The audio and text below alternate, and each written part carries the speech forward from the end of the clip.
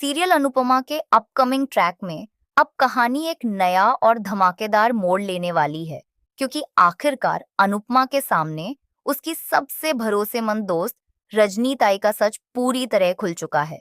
लेकिन अभी तक आप लोगों ने हमारे चैनल को सब्सक्राइब नहीं किया है, तो प्लीज सब्सक्राइब करें, क्योंकि अब अनुपमा ने रजनी ताई को खुली चेतावनी देकर साफ कर दिया है कि वह किसी भी हालत में चोल को गिरने नहीं देगी। कहानी की शुरुआत होती है और अनुपमा देखती है कि उसकी चोल की तरफ एक बड़ा सा बुलडोजर बढ़ता जा रहा है। यह देखकर अनुपमा हैरान रह जाती है, क्योंकि रजनीताई ने तो खुद कहा था कि वह चोल को टूटने नहीं देगी। फिर यह बुलडोजर यहाँ कैसे आया?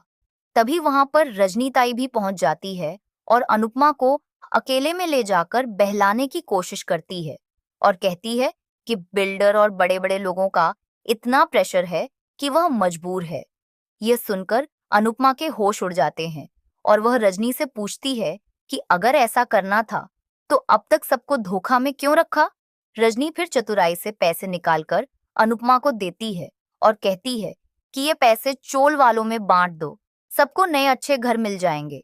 लेकिन अनुपमा उन पैसों को वहीं रजनी के ऊपर उछाल देती है और कहती है कि अगर पैसों के लालच में बिकना होता तो इतने दिनों तक संघर्ष क्यों करते, और इस चोल को बचाने के लिए हम सब कुछ करेंगे, लेकिन इस चोल को टूटने नहीं देंगे। तभी रजनी गुस्से में अनुपमा को धमकी देते हुए कहती है कि तुम जानती नहीं हो, ये लोग कुछ भी कर सकते हैं।